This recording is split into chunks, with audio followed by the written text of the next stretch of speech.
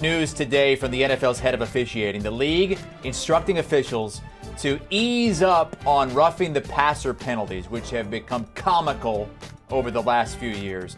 Incidental contact to the passer no longer going to warrant a flag. For instance, when a pass rusher goes up, tries to block a pass attempt, and accidentally hits his pinky on the face mask of a quarterback, that is not going to be roughing the passer anymore.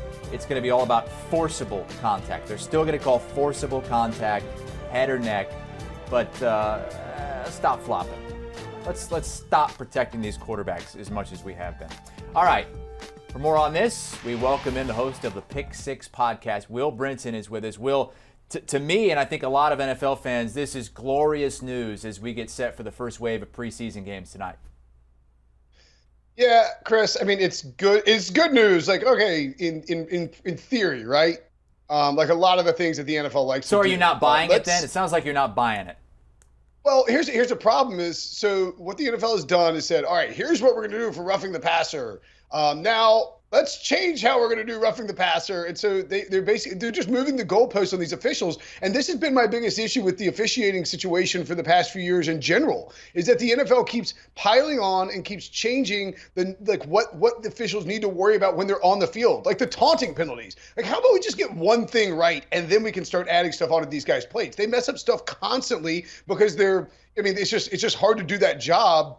In the first place, it's really hard to do that job when you got a bunch of jabronis like me trying to take screenshots of them messing up, where they spot it and all that, and then you're just like going, swerving like somebody, like some bad driver on the highway with where you want them to deal with the roughing the passer calls. And I think they're still going to err on the side of leaning towards the quarterback and favoring the quarterback in these. So, what I would hope is that we see the league office with the eye in the sky replay that they suddenly randomly implemented midway through last season in a case and still continue to use during the preseason games, the Hall of Fame game. Hopefully they'll be able to come back and say, all right, look, that was not roughing the passer. We need to be able to put a stop to that vis-a-vis the eye in the sky. Yeah, I mean, I agree with what you're saying. Stop tweaking it so much because it does make it more difficult on the officials. But don't you think with something that's gone as far as roughing the passer has over the last few years that maybe pulling back a little bit is a good thing?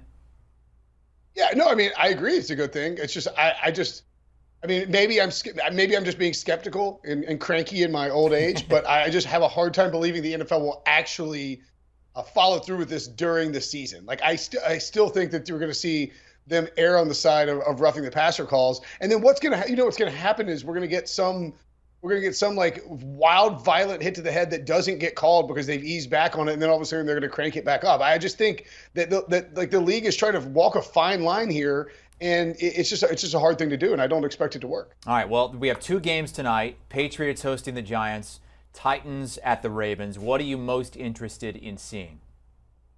Well, I'm very disappointed that we're not going to see the Patriots unleash the power of Matt Patricia, Joe Judge, and Mac Jones in that Patriots offense. Because, I mean, who doesn't want to see that? I mean, we had Tyler Sullivan, the great Sully, on the pod today, actually, I think, and he was talking. He's been at Patriots training camp, recently, and it's just a hot mess, man. And I think, I mean, I would rather see the starters go up against the Giants in this particular case, but I do think it's important just to see, like, can the Patriots do anything on offense?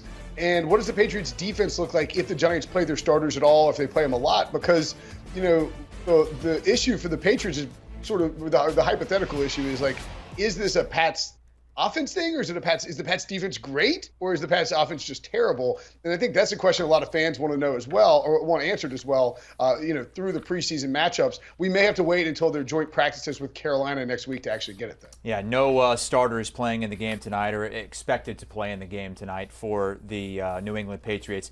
As for the Titans and Ravens, it's interesting because of the winning streak that the Ravens have going. Yeah. 20 straight preseason wins for Baltimore. They're 3.5-point favorites tonight. Yeah, you got to take the Ravens. Like, it's a principal play on John Harbaugh alone, and his willingness to keep this winning streak and is against the spread is like just an insane preseason against the spread record that he's got going on. I think, man, Baltimore. And again, we'll see how much if anybody really plays. But Baltimore to me is one of the biggest sleepers in the NFL. I mean, I don't want to say sleeper, but they're the top tier sleeper team for me in the NFL this year. I think people are really low on Lamar Jackson. I don't really understand why. They're like, oh, he doesn't have any receivers. He didn't have any receivers in the first place. So they got Rashad Bateman. He can take a step forward. Mark Andrews is a monster, and they led the NFL.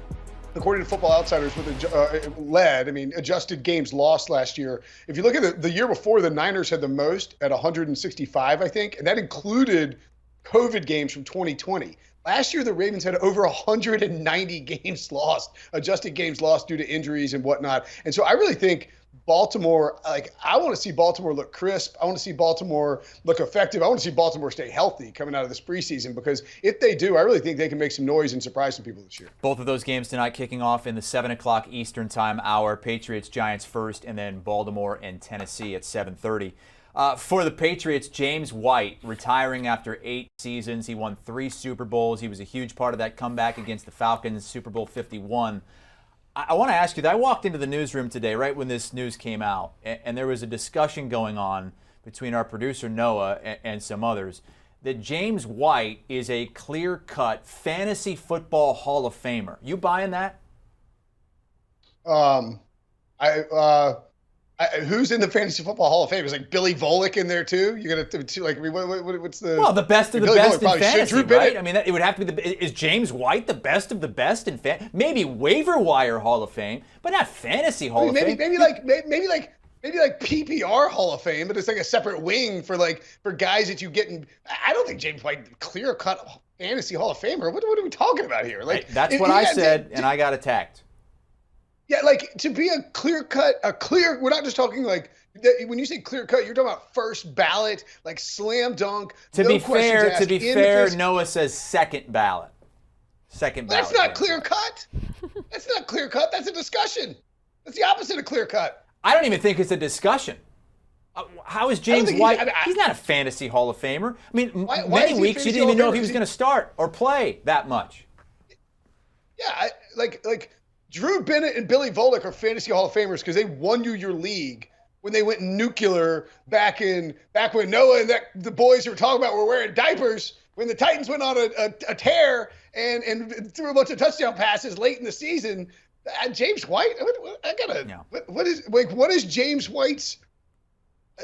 I mean, this is very confusing. Why? And a lot of people does anyone refuse to start a Patriots running back because you just don't know how much they're going to play. By the way, Noah is wearing a diaper because last place in his league last year has to wear a diaper for the entire offseason. So he's been wearing one for a while. Let's move on to the leading rusher for the last couple of seasons for the Patriots, Damian Harris, reportedly on the trade block. What are your thoughts on that?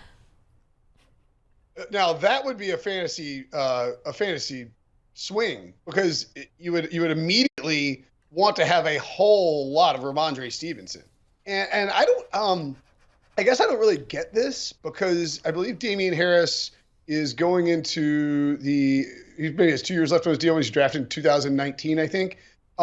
If the Patriots are the Patriots are switching from this power run scheme to a zone blocking scheme of sorts.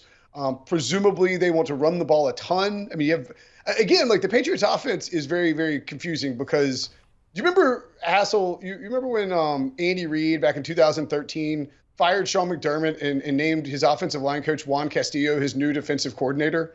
That's what this feels like for the Patriots offense. You're really going to roll out Matt Patricia and Joe Judge as the guys who are in charge of your offense? One guy was a defensive coordinator and got fired by the Lions, and the other guy ran a 1-yard sneak on third down, in the late in the fourth quarter, trailing by 7 points. Just the ultimate coward surrender move. These are the guys who are running the offense. I feel like they're going to run the ball 100 times a game, and if that's the case, I feel like you need Damian Harris. But if he does get traded, I like Damian Harris. I think he's a really good runner. It would make Ramondre Stevenson incredibly valuable, and it would really weaken the Patriots' depth chart. I mean, I think it's Ty Montgomery, Pierre Strong, Kevin Harris, J.J. Taylor behind him with James White retiring. I mean, that's not enough for what the Patriots want to be, I don't think. I would love for you to get Scott Pioli on the podcast and go at him about the Patriots' offensive play calling decisions this season. I'd love to see that. Put a bookmark in that. I love Scott, and Scott knows a lot more about football than I do or ever will. But is he pro Matt Patricia and Joe Judge? I would just like to see you question him on it and see what he says. I don't want to do it. I think it'd be good. It would be good audio, that's for sure. Hey, I'm simply questioning Bill Belichick's decision making here. That's all. Yeah, okay. We do have a report out of the AFC East that the Jets are trying to replace Mekhi Becton with Dwayne Brown, a reported 2-year deal. What does that do for you? Does that wet your whistle there, Will? It sure does, because I kind of like this Jets team.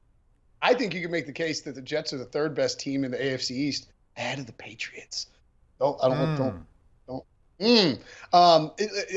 that could end up. That's not a nuclear hot take. I just think the Jets have some upside. I think actually Emory Hunt, who we'll be on with later on HQ, said this yesterday. He thinks the Jets might finish third in the division, and you can see the pieces come together, right? Like they have it, but it's one of those things where you sort of talk yourself into a team maybe being. Like you sort of talk yourself into how a team can, like the pathway for them to have success in a season, and then all of a sudden, like a guy like Mekhi Becton goes down, and you're like, oh, maybe I got a little ahead of myself. So the idea of bringing in Dwayne Brown to replace him is very much intriguing. I think Brown could work pretty well in that offense. Veteran who's we're sort of getting a little far removed from it, but like Dwayne Brown, he worked in the Gary Kubiak scheme, I believe, in Houston. And then, so the Shanahan connections with LaFleur and Kubiak there, he would be able to pick up on the offense fairly easily. I think it would be a good fit physically from, in terms of that offense, but maybe, a little bit, obviously older, he's like 36. Like, he and I are basically the same age, which is not good for him. They got like Elijah Moore. They bring in Garrett Wilson. You still have Corey Davis. The running backs I like there, that they added a lot of depth in the draft of Breece Hall and then Zonovan Knight. So, I think that this is a team that if that offensive line can stay healthy and Zach Wilson can take like a half step, 3/4 of a step forward, then yeah, I think they could be a pretty interesting team. Will Brinson here, host of the Pick Six podcast. Will, as we promote the Pick Six, tell us what's on the latest episode. Sully and I talk about some quarterback battles. We also break down what's going on with the Patriots offense. Again, the Joe Judge, Matt Patricia stuff. And then I think we've got Angry Ryan Wilson this week. So very excited about that. Right. We should have 2 shows. Angry Ryan Wilson's fun, Ryan Wilson. Yeah, we got to get the season going because Ryan's been angry for a while now. And that's not his character. Pick Six podcast. Check it out. Download and follow today. Do you want a sports network that delivers everything that matters about the game? The highlights, the picks, the instant analysis, no yelling, no fake debates, no politics. Hit the subscribe button and never miss a moment.